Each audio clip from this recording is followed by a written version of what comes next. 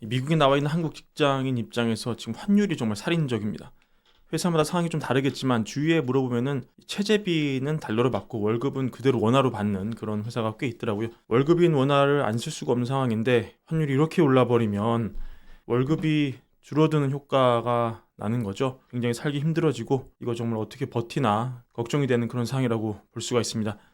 이 원달러 환율 는 차치하더라도 이 달러의 강세는 지금 달러 인덱스만 봐도 알 수 있는데요. 트럼프 집권 이후에 펼쳐진 여러 가지 정책, 미국 달러와 경쟁하는 유로의 약세, 이런 많은 것들이 달러를 더 강하게 하고 달러 값을 위로 밀어 올리고 있습니다.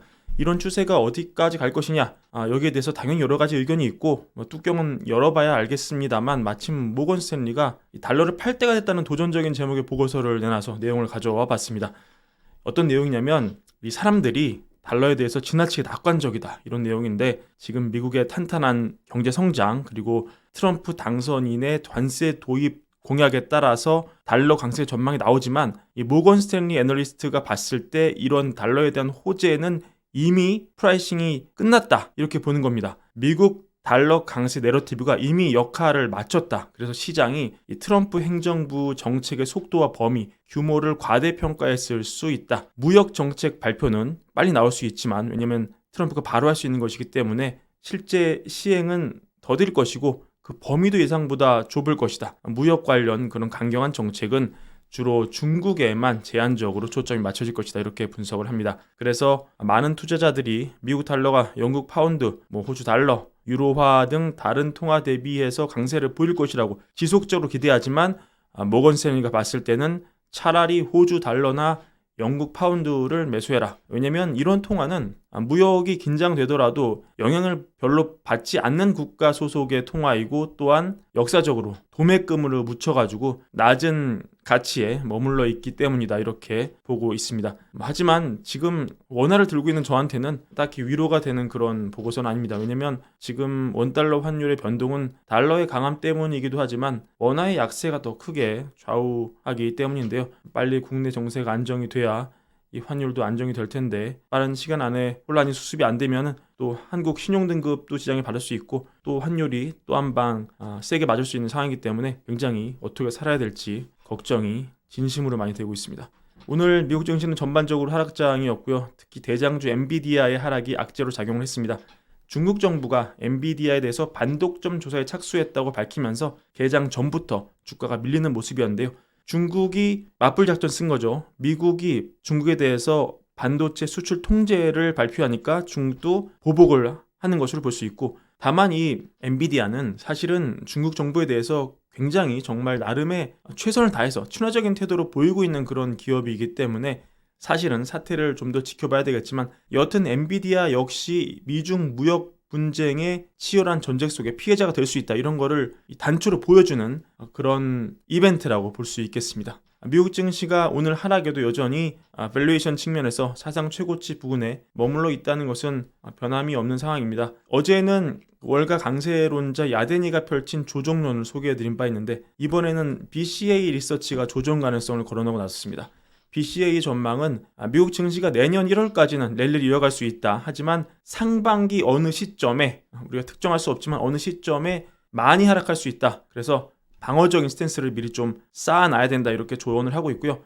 왜 증시가 흔들 수 있느냐? 코로나 이후에 보복 소비가 급증했지만 그 이후에 이 소비자 모멘텀이 좀 둔화되고 있다. 전반적으로 데이터가 이 가계가 팬데믹 이전보다 상황은 좋지만 소비 추세만큼은 감소하고 있는 그런 트렌드가 있고, 대표적으로 홈디포나 로스 같은 이런 소비자와 밀접한 부문에 종사하는 업계 CFO가 매출 감소를 경고하고 있다, 이런 얘기를 하고 있고, 타깃 같은 회사를 봐도 소비자들이 예산을 줄이고 할인 제품을 찾는 경향이 있다, 이렇게 근거를 찾고 경고를 하고 있고요.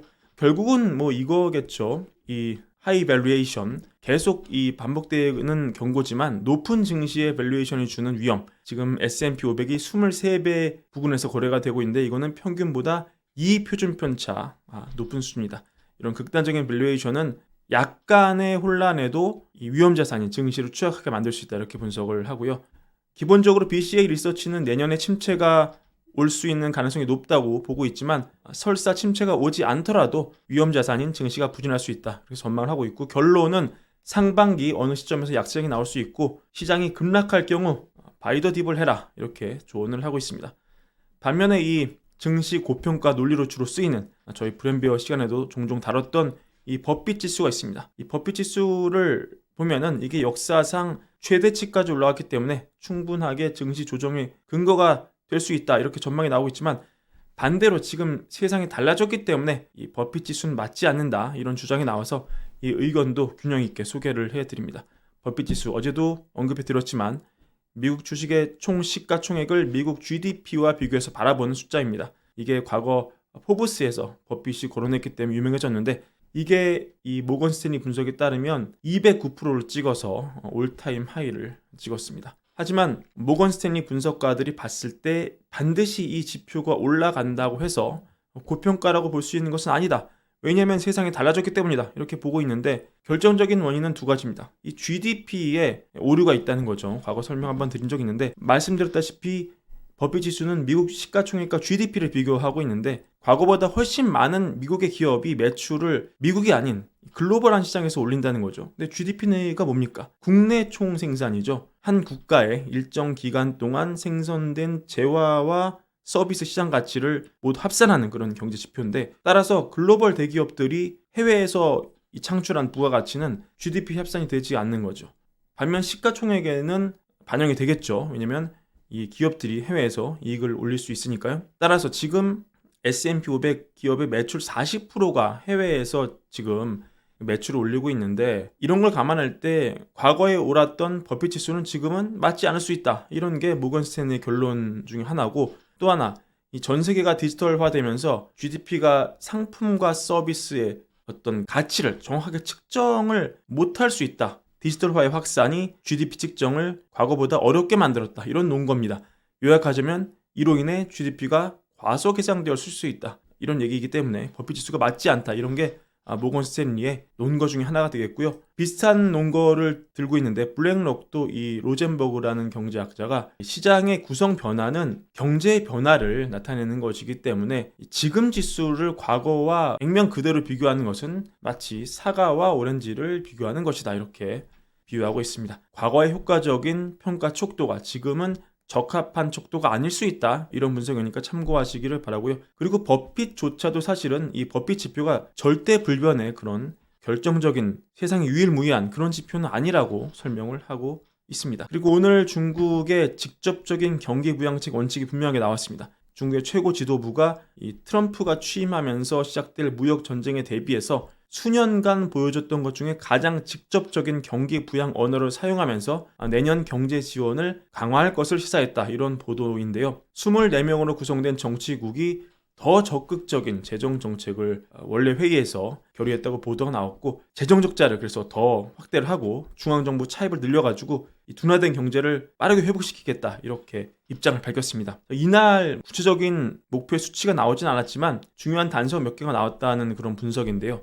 부진한 주식시장과 수년간 침체된 부동산 시장을 안정화하겠다는 직접적인 그런 약속이 포함되어 있고 이 특단회라는 조치를 처음으로 사용하면서 더 많은 채권 발행, 주식시장 지원을 위한 안정화 기금 조성 가능성 이런 게 암시가 되고 있습니다. 또 소비 증진의 중요성을 강조하면서 굉장히 이 트럼프와의 전쟁으로 취약해질 어떤 외부 변수를 내부 소비 진작으로 메꾸겠다 이런 방침을 밝힌 것으로 볼 수 있고 그래서 이런 표현은 이 전례가 없는 것이다 이런 분석이 나오고 있고 시진핑이 정말 트럼프와의 무역 전쟁에 큰 긴장감을 느끼고 경기 부양을 확실하게 할 뜻을 밝히고 있는 그런 상황인데 이런 거시 변수 챙겨가시면 좋을 것 같고 그만큼 사실 어떻게 보면 트럼프 집권 이후에 이 새로운 국제 질서가 펼쳐지고 세계 위 경제 대국인 중국조차 이렇게 긴장을 하면서 대책을 마련하고 있는데 우리는 지금 참 이 뭘 할래 할 수 없는 그런 상황이니 참 답답한 것은 사실입니다. 지금부터 중국도 굉장히 센 대책을 많이 내놓을 것 같아서 한번 주목해 보시면 좋을 것 같습니다. 오늘 준비한 영상 이것으로 마무리하고요. 월걸부 구독과 좋아요 많은 사랑도 함께 부탁드립니다. 감사합니다.